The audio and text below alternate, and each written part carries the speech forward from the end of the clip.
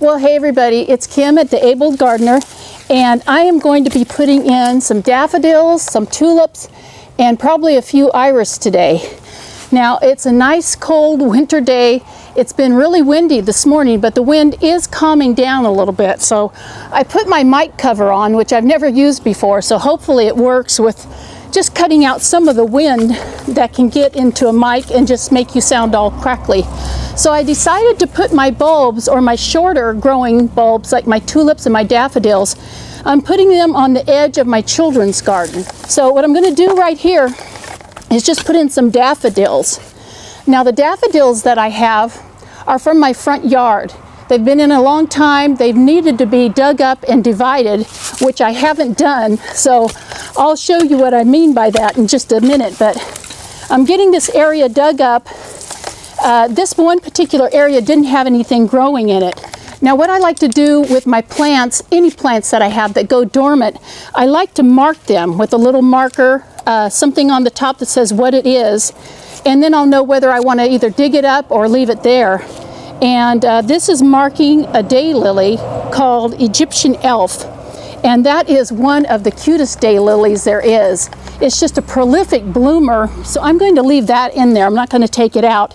What I'll do is I'll put some daffodils in right here. Now I've added a little bit of sandy compost in here, probably 2 shovelfuls, because your bulbs want a well-draining soil. They don't want to just sit in water because your bulbs will rot.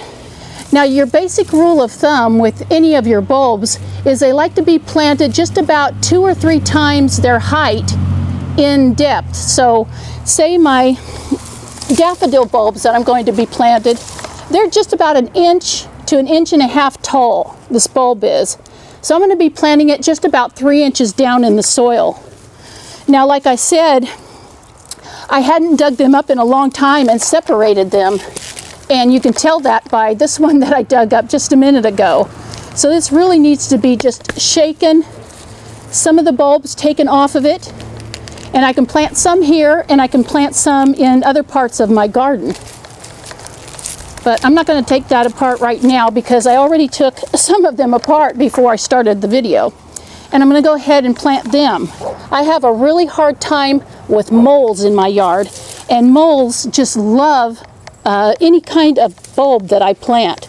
As soon as I put a tulip bulb or some daffodil bulbs, and especially freesia and crocus, they're gone before they can even bloom. But these particular daffodils are called paper whites. They're not the big one with the little trumpet head. I think those are called King Alfred's. These are paper whites, and they must have a bad taste is the only thing I can come up with, because the moles just haven't eaten these. Now when you plant bulbs, it's always nice to put them in a grouping. So say a grouping like this, if you get anywhere from 9 to 12 bulbs, you should dig a little area, look on the back of the package to see how far they should be apart. So say with daffodils, they should be anywhere from 3 to 4 inches apart. And they look really nice when they're in a grouping. Now these will all be paper whites, and I'll throw in a little picture to show you what a paper white looks like. And it'll just look really nice being in this grouping. Now I am going to bring a little bit of mulch in here just to cover these up. They have already gone through a couple of freezes, and a lot of your bulbs like to go through a deep freeze, and it's just a dormancy that they can go through. Now I could fertilize these bulbs, but I don't really have to. There's enough in the soil for these bulbs to come up and bloom, and I did put that sandy compost in the bottom. So they have everything they need. I don't need to water them. The soil is moist enough. So I'm going to go on to my next planting. Well, I'm trying to find my rocks that I had going around this garden, but all the mulch and wood chips got brought back here, and they just went everywhere, and they covered up all my rocks. But I do see that I have another marker here, and this is a daylily. It didn't go all the way dormant, so possibly it just didn't grow because of all the mulch that was covering it. But I do think I am going to take this daylily out and put it over in the perennial garden. and I'll put my tulips right here. So I'm going to go ahead and I'm going to dig that daylily up.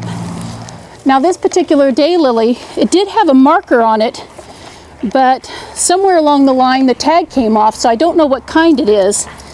I'll just have to find that out when it comes up and blooms this next summer. And I'm going to go ahead, I'm going to dig a little bit bigger hole for my tulips because the bulb on tulips is a little bit bigger than the daffodil bulb.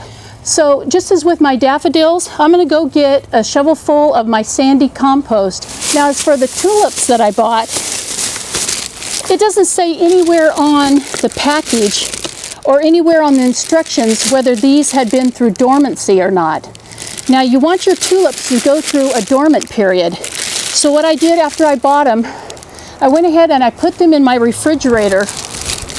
And since I didn't know how long or if they had been through dormancy, I just left them in the refrigerator somewhere between 4 and 6 weeks. And that's just called a forced dormancy. So you're forcing them to go through that cold just so that when you put them in the ground and the ground starts warming up, they've already been dormant or forced dormancy, and they're ready to come up and bloom. Well, if you guys remember a minute ago, I said that moles like to eat my bulbs. All except for that particular daffodil, they'll eat any bulb that I have out here. And if I put these tulips in the ground today, they'll be gone in just about a week. So I need to do something in my hole to protect these bulbs. Now, I could put them in a pot, but being in such a hot area here in the summertime, 105 to 107, I don't want to be out here watering pots all the time, and I don't have a drip system put in to go to every pot that I have. So what I picked up was some 1/2-inch screen, and I just cut a piece off of that that's probably just about, 2 feet long. So I think this is about 2 feet by 2 feet. And the reason I started folding it up on the side this high is because I'm going to have to plant my tulips just about 3 or 4 inches down in the ground. So that's how far they'll be. I'm going to fold that up just about 6 inches. And fold it up on the other side.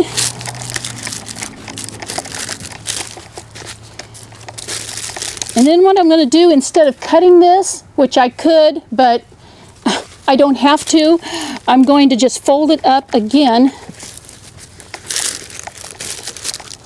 And when I get to the corner, I'm just going to fold the corner over onto itself. So on each corner, all you need to do is squeeze that corner together and then fold it over. And I would highly recommend you wearing leather gloves to do this. Now, if you've purchased bulbs that need to be planted deeper than this, say they need to be planted 6 to 8 inches deep, then you'll definitely need to make a deeper basket. So just fold up the sides at least as deep as the bulbs need to be planted. So I'm going to plant mine just about 5 inches deep, and that basket is going to work just perfectly, and it'll keep the moles away from having a lunch on me. Well, I had to go get a little bit more sandy compost since I had to make my bed a little bit bigger. Let's see if this will fit down in there now. There we go. Just push the bottom down. Now I'm going to put just a little bit more compost on top of this little bulb basket just to hold it down in the middle. Now when you open up your package of bulbs, they'll be covered with this little paper, this little brown paper thin coating. You don't have to take that off, just leave it on there, and then go ahead and stick your bulbs in, like it says, 2 to 4 inches apart. And this is going to be such a cute little grouping of tulips. Now when you do plant your tulips, go ahead and look at the package. It should come with something. If it doesn't, just make sure that you look at your tulip. There's a little area just like an onion or a garlic. There's a little bottom that you know the roots are going to come out of, because the other end has a little tip. So go ahead and plant them like you would garlic, with that root side down and the little tip going up. Well, there are my 9 tulips planted in the bulb basket. Now I'm just going to go get a little bit more sandy compost and put on the top, and then I'll just finish it off with soil.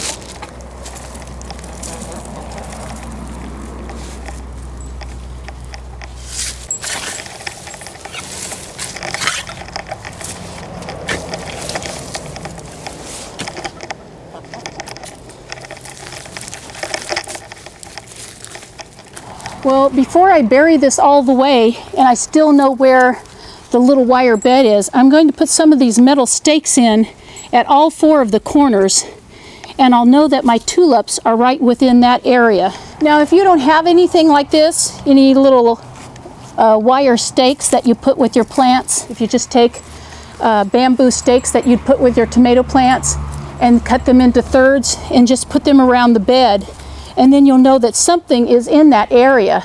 And I can even put some ribbon or something like that around between all these stakes, and I'll know not to step on that area, or just to stay away from this area, especially if they haven't come up yet. Well, you guys, I think I'll finish up by planting some iris right here in this area by the chickens. Now, I try and keep my irises together in the same color. Sometimes I'll mix them, purple and yellow go together really well. Now, iris just grows from a rhizome. This is what they call a rhizome, and let me come up and show you. This is a rhizome, and it sends off these little shoots, and that's just going to be another iris head that comes up and blooms. So they send off little shoots all along the side, and every once in a while, say every 4 to 5 years, you really should dig them up and separate them. And if you don't want to do that, that's fine. Iris they're exceptionally hardy plants. They don't need any certain kind of soil. They don't need mulch, compost, fertilizer, nothing. They can grow just about anywhere, any kind of soil, with or without water. You'll probably have your irises grow. So this is one of the easiest plants there is to grow. Now, you don't need to plant your iris deep in the ground. As a matter of fact, if I just left this pile here, it would probably grow and bloom next spring. But iris normally go in the fall. You can just dig up just a little bit of ground, put them in the soil, cover it up a little bit. Like I said, they're one of the easiest things there is to grow, so you don't have to worry that much about it. Now, I just dug these up yesterday, so I am going to separate them if any of them need to be pulled apart. Now, the older blooms or the spent blooms or the little shoots that come up, you can take that off. Any of the older leaves that are still hanging on, you can take those off. And then definitely, after they've bloomed, say sometime in the late summer, early fall, you can cut these green parts back. I normally cut them in the shape of, well, an upside down V. I'll just nip them with my scissors and leave them, and it just looks nice, makes your garden look nice. Well, you guys, that's all there is to planting and growing iris. Just stick them down in the soil a little bit, fertilize them or not, it doesn't matter. They're still going to come up, they're going to grow, and no doubt bloom. So thanks for joining me today, you guys, on my bulb, my tuber, and my rhizome planting. And I'm going to get with it because I have a lot of daffodils to put in the ground.